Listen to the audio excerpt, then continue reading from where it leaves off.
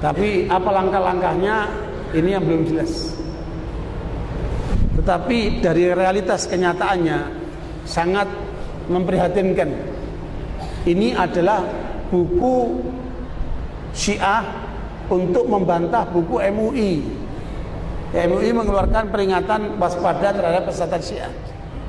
Oleh kalangan Syiah dibantah. Syiah menurut Syiah dikeluarkan oleh Ahlul Bait Indonesia, ormas Syiah resmi. Tetapi sayangnya dikasih sambutan oleh Menteri Agama. Ya, Menteri Agama kita ngasih sambutan justru membelain Syiah. Ada apa ini? Sementara buku MUI nggak dikasih pengantar oleh Menteri Agama. Aneh kan? Harusnya Menteri Agama melindungi umat Islam dari pengaruh Syiah.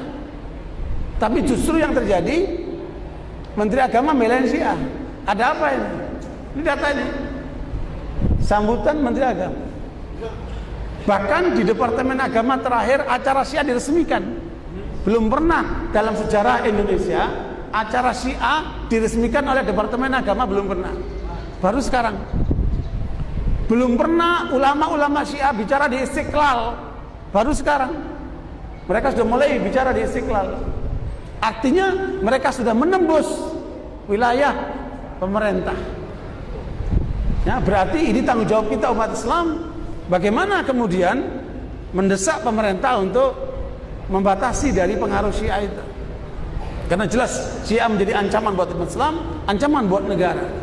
Tapi mengapa kemudian mereka masih menampung Syiah, melindungi Syiah, bahkan memberikan jalan kepada Syiah? Nah, ini menjadi tanggung jawab kita bersama.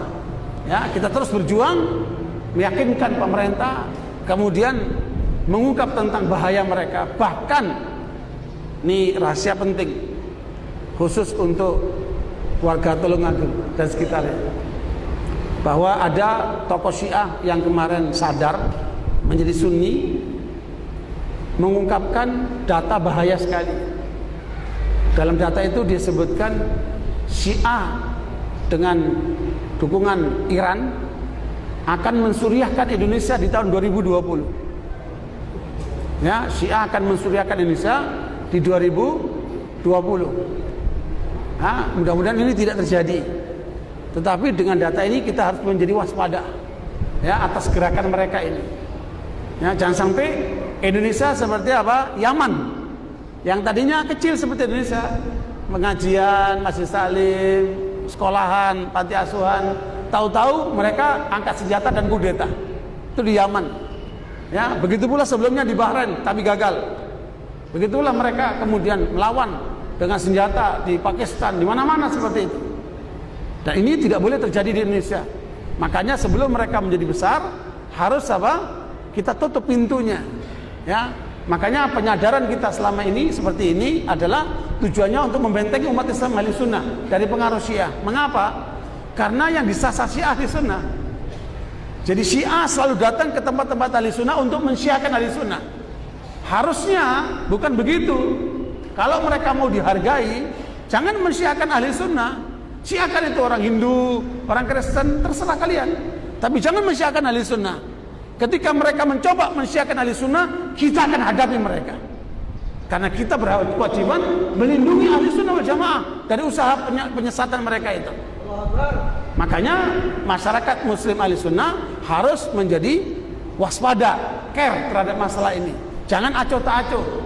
Sebab kalau kalian acuh tak acuh, jangan salahkan nanti kalau kemudian anak-anak kalian akan menjadi sasaran mereka.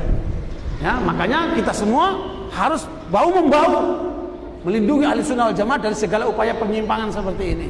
Karena ini dibaliknya negara ini, bukan main-main ini. Gerakan mereka sangat masif. Lihat data-data tadi kan, mereka sudah masuk kemana-mana, bahkan sudah masuk ke TNI, ya, sudah masuk ke lembaga-lembaga negara. Kalau ini tidak diwaspadai, jangan-jangan apa yang mereka rencanakan di 2020 akan terjadi. Mudah-mudahan tidak terjadi. Makanya perlu kewaspadaan kita bersama.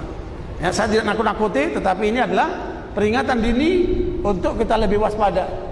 Tsunami aja diperingatkan, apalagi aliran sesat.